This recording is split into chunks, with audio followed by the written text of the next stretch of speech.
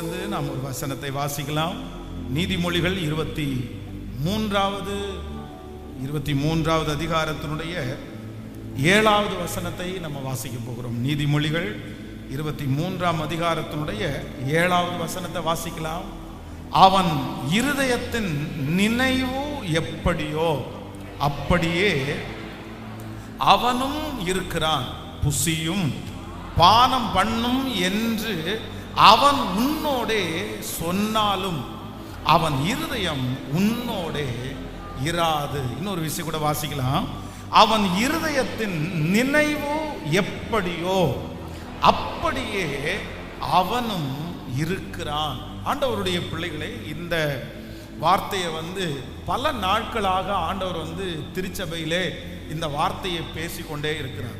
கடந்த 2-3 வாரங்களாக ஃபாஸ்டிங் ப்ரேயர்ல, உபவாச ஜெபத்தில் இந்த வார்த்தையை குறித்து ஒரு தெளிவான ஒரு சத்தியத்தை ஆண்டவர் ஜனங்களுக்குள்ளே தந்து கொண்டே இருக்கிறார்.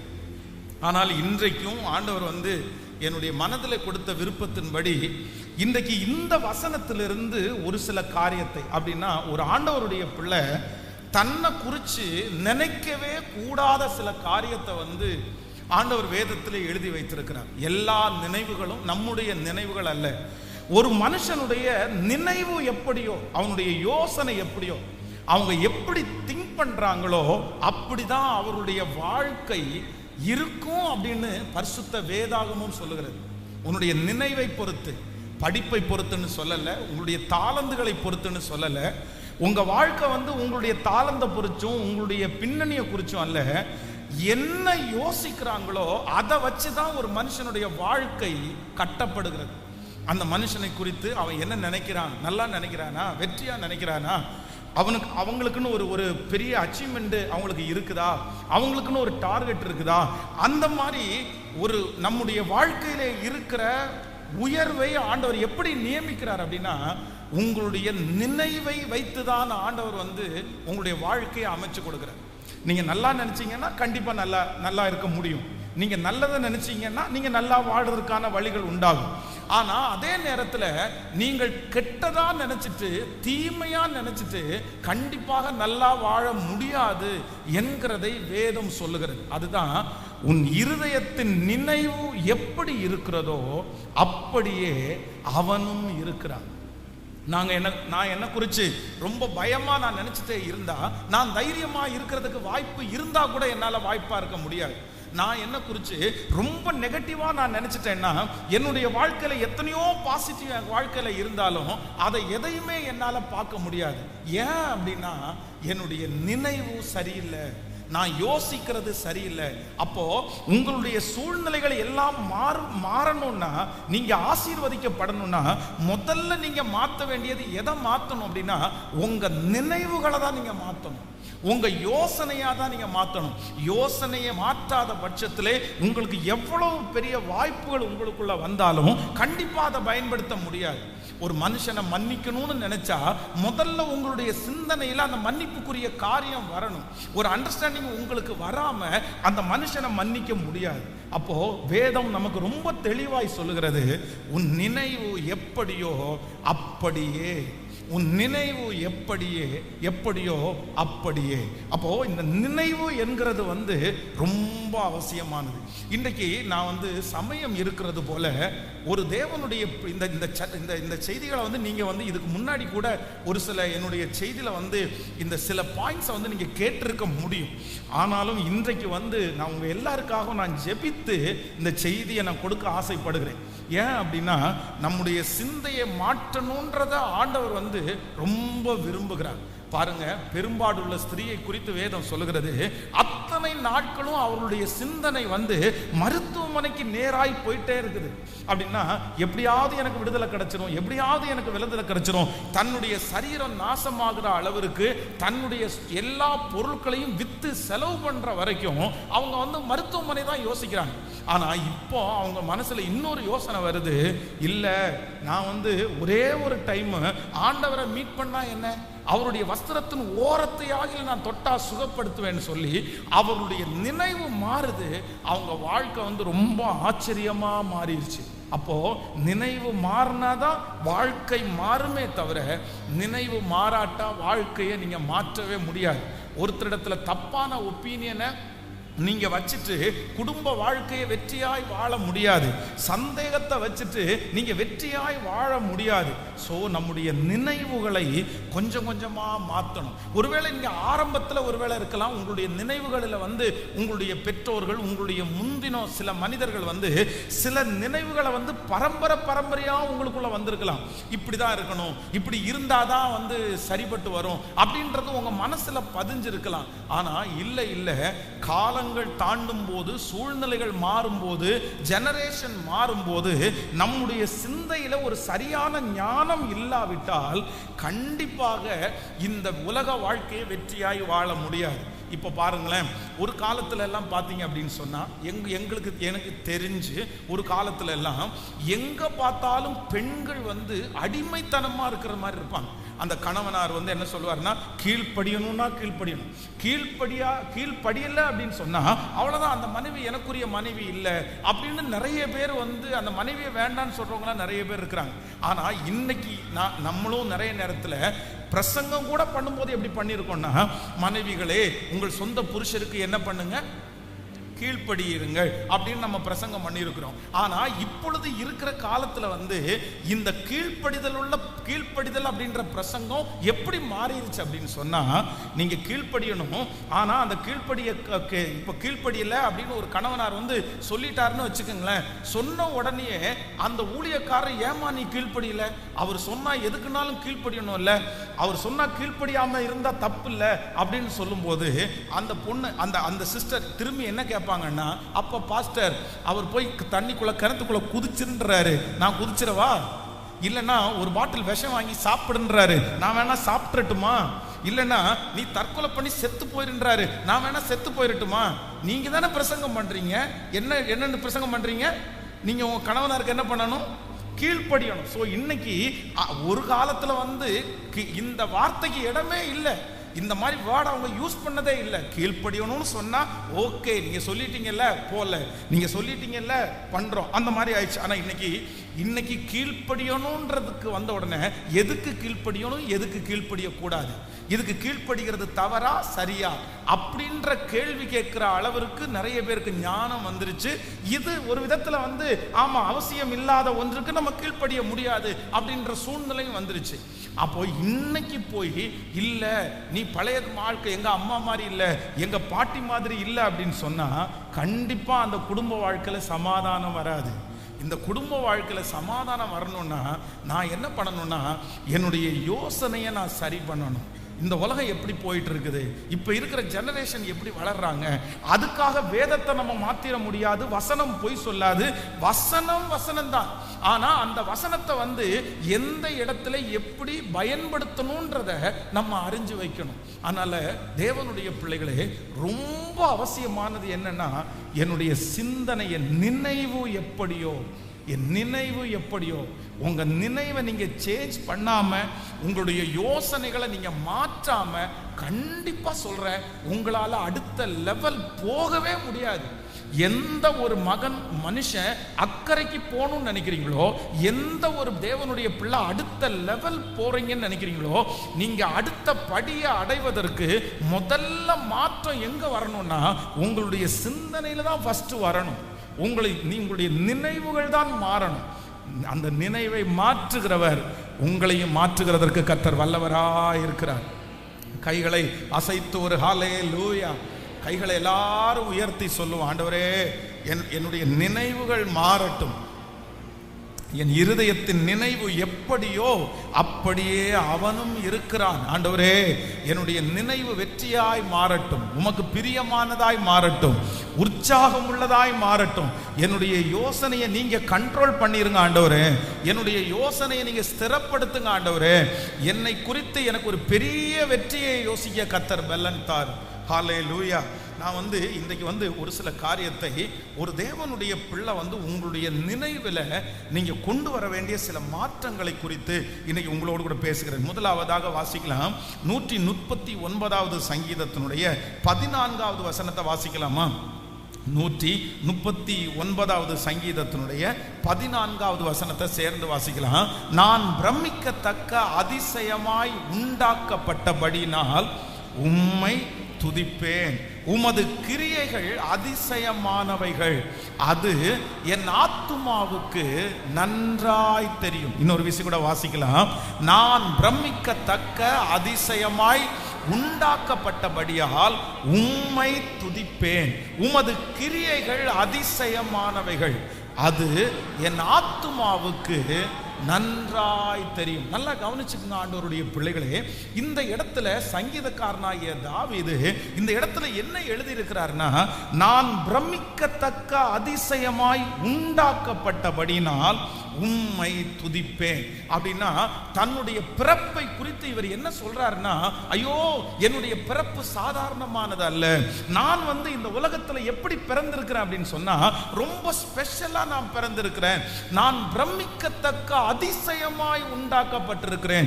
என்னை பார்த்து நிறைய பேர் பிரமிக்கணும், என்னுடைய பிறப்பை பார்த்து நிறைய பேர் ஆச்சரியப்படணும். எனக்கு ஆண்டவர் ஒரு வாழ்க்கையை கொடுத்திருக்கிறார், எனக்கு ஒரு பிறப்பை ஆண்டவர் கொடுத்திருக்கிறார். எப்படிப்பட்ட பிறப்பை கொடுத்திருக்கிறார் அப்படின்னு சொன்னா யாருமே யோசிக்க முடியாத, எல்லாரும் பிரமிக்கிறது மாதிரி ஒரு பிறப்பை எனக்கு தந்திருக்கிறார் அப்படின்னு சொல்றாரு. ஆனா இந்த சங்கீதக்காரனுடைய வாழ்க்கையை நீங்க பார்த்துட்டீங்கன்னா ரொம்ப வித்தியாசமா இருக்கும். அன்றைக்கு உள்ள காலங்களில் அந்த திருமணம் பண்ணுகிற ஆண்கள் பார்த்தீங்கன்னா அவங்க 2-3 பேரை கூட திருமணம் பண்ணியிருக்கிறாரு. அப்போ அன்னைக்குள்ள மக்கள் தொகை குறைவா இருந்து, ஜனத்தொகை குறைவா இருந்துச்சு. அப்போ இந்த தாவீதிற்கு ஈசாய் தான் தகப்பனார். ஆனா இந்த தகப்பனாருக்கு ஒரு மனைவி இருக்கிறாங்க, அந்த மனைவியினுடைய பிள்ளைகள் தனியா இருக்கிறாங்க.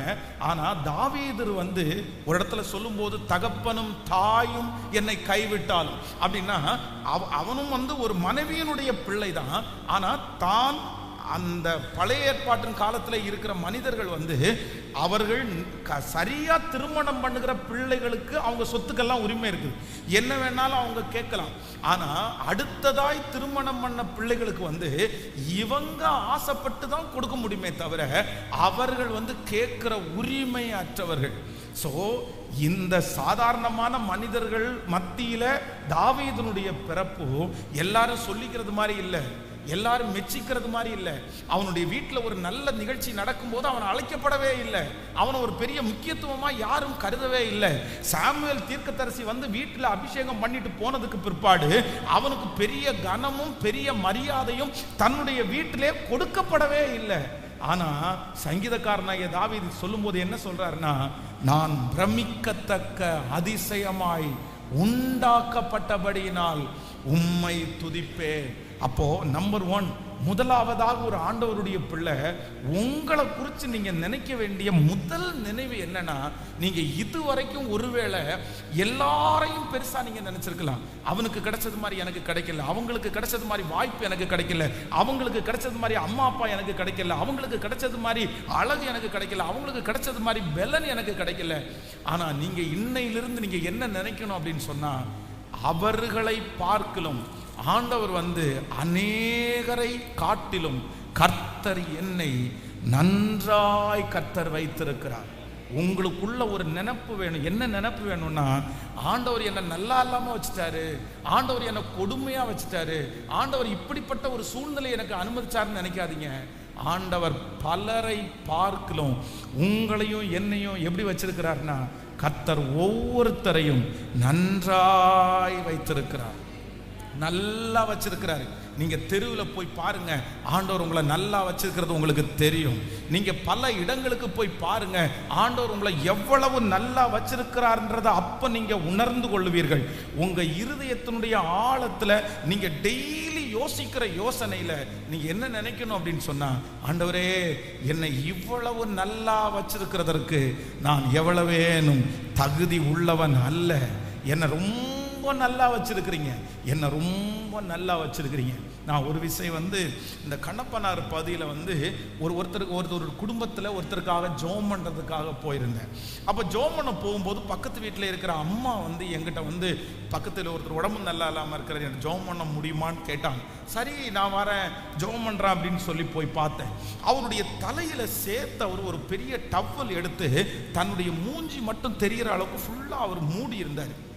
அப்போ நான் அவரை நினச்ச உடனே நினச்சேன், சரி ஒருவேளை அவருடைய தலையில் ஏதாவது ஆப்ரேஷனோ இல்லை ஏதாவது ஒரு காயம் இருக்கும், அதனால தான் அந்த மனுஷன் ஜோம் பண்ண கூப்பிட்டுருக்காரு, அதனால தான் இவர் சுற்றிட்டு இருக்காருன்னு நினச்சேன். உடனே அவரை பார்த்து கேட்டேன், உங்களுக்கு என்ன பிரச்சனை, எதுக்காக ஜோம் பண்ணணும் அப்படின்னு சொன்ன உடனே அவர் சொல்கிறாரு, என்னுடைய இந்த உதட்டில் இந்த பக்கத்தில் எனக்கு ஒரு புண்ணு இருக்குது, வாய்க்குள்ள ஒரு புண்ணாயிருச்சு அப்படின்னு சொன்னார். சரி நான் உடனே சொன்னேன், சரி நான் அதை பார்க்கலாமா, நான் பார்க்குறேன், நீங்கள் டவலை எடுங்கன்னு அவர் சொன்னால், உண்மையிலே ஆண்டவருடைய பிள்ளைகளே நான் அந்த இடத்துல இன்னும் கொஞ்ச நேரம் நான் அங்கே இருந்திருந்தா மயக்கமே போட்டிருப்பேன்.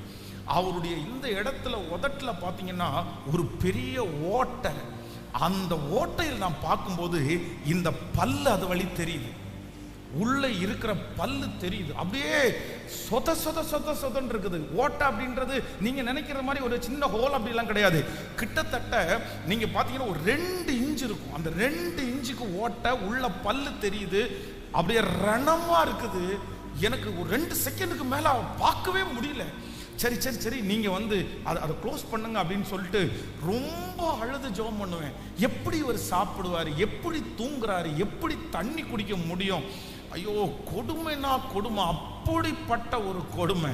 அப்ப அந்த இடத்திலிருந்து உண்மையிலே நான் யோசிக்கும் போது கர்த்தர் எவ்வளவு நம்மளை நல்லா வச்சிருக்காரு தெரியுமா? ஆண்டவர் உங்களையும் என்னை எவ்வளவு நல்லா வச்சிருக்காரு தெரியுமா? இந்த உலகத்தில் இருக்கிற சிலர் அனுபவிக்கிற கொடுமையை பார்த்தா அந்த கொடுமையில 25% கூட உங்களுக்கும் எனக்கும் நிறைய பேருக்கு இல்லை. நீங்க எல்லாம் நம்ம நினைக்கிற பிரச்சனை நிறைய பேருக்கு ஒரு பிரச்சனையே கிடையாது, அது ஒரு சாதாரணமான பிரச்சனை. ஐயோ இதுக்கெல்லாம் போய் நீ பிரச்சனை நினைப்பியாப்பா, நான்லாம் கடந்து வருகிற பாதை எவ்வளவு பெரிய பிரச்சனை தெரியுமாப்பா, அதெல்லாம் ஒரு பிரச்சனையே இல்லை, இதெல்லாம் ஒரு அவமானமே இல்லை, இதெல்லாம் ஒரு குறைவே இல்லை. ஆண்டவர் நம்மை எப்படி வைத்திருக்கிறார் என்றால், கர்த்தர் என்னை நன்றாய் கர்த்தர் வைத்திருக்கிறார். எத்தனை பேரை ஆமோதிக்கிறீங்க? நிறைய பேரை காட்டிலும் என்ன நல்லா வச்சிருக்கிறீங்க ஆண்டவரே. சுற்றி இருக்கிற அநேக பேரை காட்டிலும் கர்த்தர் என்ன நல்லா வச்சிருக்கிறீங்க. எங்கள் சொந்தங்கள் பலர் அனுபவிக்கிற தீமையை நீங்க எனக்கு அனுபவிக்காம கர்த்தர் என்ன நல்லா வச்சிருக்கிறார். என்னை நடக்க பண்ணுகிறார், என்னை கேட்க செய்கிறார், என்னை பார்க்க பண்ணுகிறார், என்னை சாப்பிட வைக்கிறார், என்னை தூங்க வைக்கிறார். ஐயோ நன்மையும் கிருபையும் என்னை தொடர செய்கிற அந்த தேவனுக்கு நல்ல கரங்களை தட்டி ஆமென் ஆமென் ஸ்தோத்திரம் ஸ்தோத்திரம். ஒருவேளை இந்த சத்தத்தை கேட்கிற நிறைய பேர் நீங்க சொல்லலாம், எனக்கு எதுக்கு இந்த வாழ்க்கை, எனக்கு எதுக்கு இந்த கல்யாணம், எனக்கு எதுக்கு இந்த குழந்தைங்க, பேசாம வேண்டாம், எனக்கு இந்த வாழ்க்கையே பிடிக்கல, எனக்கு இந்த குடும்பத்தை பிடிக்கல, எனக்கு இந்த கணவனை பிடிக்கல, மனைவியை பிடிக்கல, எனக்கு இந்த வேலையை பிடிக்கல. இதெல்லாம் ஏதோ ஒரு காரணத்தை, ஏதோ ஒன்று நடந்ததுனால அதை உங்க மனசுக்கு முன்னாடி கொண்டு நீங்க ஒன்னொன்னா குறை சொல்லிட்டு, ஐயோ எனக்கு எல்லாரும் மாதிரி நான் இல்லை, அவங்கள மாதிரி இல்லை, அப்படியெல்லாம் நீங்க சொல்லலாம். இல்லை இல்லை இல்லை, ஆண்டவர் என்னை அநேகரை காட்டிலும் என்னை நன்றாய் வைத்திருக்கிறார். நான் பிரமிக்கத்தக்க அதிசயமாய் உண்டாக்கப்பட்டபடினால் அவரை துதிப்பேன். சொல்லுங்க பார்க்கலாம், எத்தனை ஆமோதிக்கிறீர்களா? நீங்க கொஞ்சம் அதற்கு ஒத்து போயிட்டீங்கன்னா, அதை கொஞ்சம் நீங்க கான்சன்ட்ரேட் பண்ணிட்டீங்கன்னா, நீங்க இப்போ கடந்து போகிற பிரச்சனையிலிருந்து சுலபமா நீங்க வெளியே வந்துருவீங்க, ரொம்ப ஈஸியா வெளியே வந்திருப்பீங்க. உங்களுடைய சோம்பேறித்தனம், உங்களுடைய காரியங்கள் தான் சில நேரத்தில் உங்களை அப்படி உட்கார வச்சிருக்குது. ஆனா அதுல நீங்க ரெடி ஆயிட்டீங்கன்னா நீங்க முற்றிலும் ரெடி ஆயிருவீங்க. இதற்கு எந்த விதத்திலும் ஆண்டவரும் காரியமும் காரணமே இல்லை. ஹல்லேலூயா. என்னுடைய மனசுல உள்ள நான் ரொம்ப நிறைக்கணும். ஒண்ணு என்ன நிறைக்கணும்னா, நான் எப்படி இருக்கேன் சொல்லுங்க சத்தமா. நிறைய பேருக்கு வரமாட்டேங்குதே வாயில. என் வாழ்க்கையை ஒரு நாள் வாழ்ந்து பாருங்க பாஸ்டர், அப்ப தெரியும் அப்படின்னு நிறைய பேர் சொல்லுவீங்க. உங்க வாழ்க்கையை விட மோசமான வாழ்க்கையை வாழ்ந்துட்டு இந்த உலகத்தில் எத்தனையோ பேர் சந்தோஷமா இருக்கும்போது இந்த வாழ்க்கையை கர்த்தர் கொடுத்திருக்கிறார். இந்த வாழ்க்கையில கர்த்தரும் உங்களோடு இருக்கிறார். இந்த வனாந்தர பிரயாணத்தில் நீங்க மட்டும் தனியா இல்லை, உங்களோட ஆண்டவர் இருக்கிறார், உங்களை பாதுகாக்க கர்த்தர் இருக்கிறார். அப்போ என்னுடைய வாழ்க்கை எந்த விதத்திலும் குறைஞ்சதே இல்லை. ஆண்டவருடைய சமூகத்தில் நீங்க ஜெபிக்கிறதற்காக ஆராதிக்கிறதற்காக போகும்போது என்ன ஏன் ஆண்டவரே இப்படி வச்சிருக்கிறீங்க, எனக்கு எதுக்கு ஆண்டவரே இப்படி ஒன்றும் வாய்க்க மாட்டேங்குது, நான் ஏன் ஆண்டவரே இப்படிப்பட்ட சூழ்நிலையில கடந்து போறேன் அப்படின்னு ஜெபிக்காதீங்க. நீங்க எப்படி ஜெபிக்கணும்னா, என்னை இவ்வளவு மேன்மையா வச்சிருக்கிறீங்களே, ஹல்லேலூயா, இவ்வளவு மேன்மையா வச்சிருக்கிறதற்காய் ஸ்தோத்திரம் ஆண்டவரே. எனக்கு பசி இல்லைன்னு ஜெபம் பண்றவங்க எத்தனை பேர் தெரியுமா? எனக்கு பசிக்க மாட்டேங்குது, எனக்கு தூக்கம் வர மாட்டேங்குது, எனக்கு நடக்க முடியல, எனக்கு கண்ணு தெரிய மாட்டேங்குது, எனக்கு உடம்புல வேர்க்க மாட்டேங்குது, இந்த மாதிரி ரீசன் சொல்றவங்க எத்தனை பேர் இருக்கிறாங்க தெரியுமா? ஆனா அவங்களெல்லாம் ஒப்பிட்டு பார்க்கும்போது தேவன் என்னை நன்றாய் வைத்திருக்கிறார். கையை உயர்த்தி ஒரு 10 டைம் ஏசப்பாட்ட சொல்லுங்க, என்னை மன்னிச்சிருங்க, என்னை மன்னிச்சிருங்க, நான் நல்லா இல்லை, என்னை ஏன் இப்படி படைச்சிங்க, எதுக்காக இப்படி என்னை படைச்சிங்கன்னு நான் சொன்னது எல்லாத்தையும் மன்னிச்சிருங்க ஆண்டவரே. இல்ல ஆண்டவரே, நீங்க என்னை நல்லா வச்சிருக்கிறீங்க. சொல்லுங்க, ஏசப்பா நல்லா வச்சிருக்கீங்க. சிஸ்டர், ஆண்டவர் இன்றைக்கு உங்களோட கூட நேருக்கு நேர் பேசுகிறார். பிரதர், உங்களோட ஆண்டவர் நேருக்கு நேர் பேசுகிறார். நீங்க தான் அப்படி மனசுல நினைச்சிட்டு, ஆண்டவரே எனக்கு இப்படிப்பட்ட ஒரு வாழ்க்கை வேண்டாம், என் பிள்ளைகளுக்கு இப்படிப்பட்ட ஒரு வாழ்க்கை வேண்டாம், நான் வாழ்றதுக்கு தகுதி இல்லாதவா அப்படின்னு நீங்க சொல்லிட்டு வந்தீங்க. ஆனா ஆண்டவர் சொல்றார், நீ கண்களை ஏறிட்டு பார், நீ மற்றவங்களை ஏறிட்டு பார், உன்னை சுற்றி இருக்கிற சூழ்நிலையில இருக்கிறவர்களை பார். இல்ல இல்ல, ஆண்டவர் அநேகரை காட்டிலும் என்னை நன்றாய் கர்த்தர் வைத்திருக்கிறார், அநேகரை காட்டிலும் என்னை நன்றாய் வைத்திருக்கிறார். வாலிப தம்பி, உங்க கூட படிக்கிற பிள்ளையை விட கர்த்தர் என்னை எவ்வளோ மேன்மையா வச்சிருக்கிறாரு. தங்கச்சி, உங்க கூட படிக்கிற பிள்ளைகளை விட கர்த்தர் உன்னை எவ்வளவு மேன்மையா வச்சிருக்கிறாரு. இந்த ஆசீர்வாதத்திற்கு எந்த விதத்திலும் நம்ம தகுதி உள்ளவர்களே அல்ல. என்னுடைய தகுதிக்கு மிஞ்சி கர்த்தர் என்ன நல்லா வச்சிருக்கிறாரு. என்னுடைய ஜெபத்திற்கு மிஞ்சி ஆண்டவர் என்ன நல்லா வச்சிருக்கிறாரு. என்னுடைய தான தர்மங்களுக்கு மிஞ்சி கர்த்தர் என்னை நன்றாய் வைத்திருக்கிறார். கைகளை அசைத்து ஆமென். ஸோ ஃபர்ஸ்ட் உங்களை குறித்து நீங்க ஃபர்ஸ்ட் எப்படி நினைக்கணும்? நான் நல்லா இல்லைன்னு நினைக்க கூடாது. எப்படி நினைக்கணும் சொல்லுங்க. எல்லாருமே ஒரு 3 பேருடைய கையை கொடுத்து சொல்லுவீங்களா? ஆன்லைன்ல இருக்கிறவங்க கூட சொல்லுங்க, ஆண்டவர் உங்களை ரொம்ப நல்லா வச்சிருக்கிறார் பிரதர், சிஸ்டர், ஆண்டவர் உங்களை ரொம்ப நல்லா வச்சிருக்கிறார் சிஸ்டர். சொல்லுங்க, நல்லா வச்சிருக்கிறார் உங்களை. உங்களுக்கு தேடி பார்த்தா ஒரு குறையுமே இல்லை, நீங்க விசாரித்து பார்த்தா ஒரு குறையுமே இல்லை. அவ்வளோ அழகா கிருபையாய் ஆண்டவர் உங்களை வச்சிருக்கிறாரு. நீங்க நிறைய பேர் கவலைப்படுகிற காரியம், அது கவலைப்பட வேண்டியதே இல்லை, அது ஒரு கவலையே இல்லை, அது உங்களுக்கு தான் கவலையே தவிர அது உண்மையிலேயே அது என்ன இல்லை. யோசிச்சு பார்த்தா, ஆராய்ஞ்சு பார்த்தா அது ஒன்றும் இல்லாத சப்பானிக்கெல்லாம் நிறைய பேர் கவலைப்பட்டுட்டு உட்காந்துருக்கிறீங்க. ஆமேன். அது ஒரு விஷயமே இல்லாத சிலருக்கெல்லாம் அதெல்லாம் ஒன்றுமே இல்லை. மத்தியானம் சாப்பிட்டியான்னு ஒரு வார்த்தை கேட்டாரா அப்படின்னு கேட்குறீங்க. அட போப்பா, நீ வேற, சாப்பிட்டியான்னு கேட்கறத விட சோறு இருக்கான்னு முதல்ல பாரு நமக்கு அப்படின்ற ஒரு கூட்டம் இருக்குது. ஒரு கூட்டம் அப்படி இருக்குது, சோறு கொடுத்தா போதும் சார், நீங்கள் எதுக்கு சார் என்ன சாப்பிட்டீங்கன்னு கேட்குறீங்க. எனக்கு ஆகாரம் இருந்தால் போதும்னு நினைக்கும் போது நம்ம நிறைய பேர் எதுக்கு கவலைப்பட்டோம் தெரியுமா?